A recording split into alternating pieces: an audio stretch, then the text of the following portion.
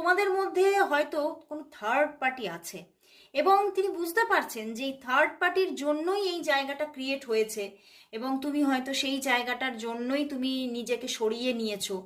But উনি না ঠিক মেনে নিতে পারছে না, উনি কিন্তু বারবার আপসেট হয়ে পড়ছেন। আজকে এই মুহূর্তেও কিন্তু উনি তোমার কথাই ভাবছেন, তোমাকেই ফিল করছেন এবং বাট উনি ভীষণভাবে মানে স্ট্রেসড হয়ে যাচ্ছেন যে আর কি সত্যিই কোনোদিনও সম্পর্কটা গড়ে উঠবে, নাকি সত্যিই সম্পর্কটা গেল তো গেলই। উনি কিন্তু ভীষণভাবে যেন হতাশায় ভুগছেন। দেখো দেখো 9 অফ শোর, তো উনি ভীষণভাবে টেন্সড হয়ে আছেন। এখানে টেন্সড হয়ে থাকার ভীষণ এনার্জি আছে এবং ভীষণভাবে স্ট্রেস নিয়ে নিচ্ছেন, কষ্ট পাচ্ছেন। মানে নিজের মধ্যে মানে মানে নিজের মাথাও চাপড়াচ্ছেন যে ভুল আমারও আছে, আমি যে ভুল করিনি তা নয়, ভুল আমি করেছি। কিন্তু তুমি মানে মানে উনি তোমাকে বলতে চাইছে যে তুমি এমন জায়গা এমন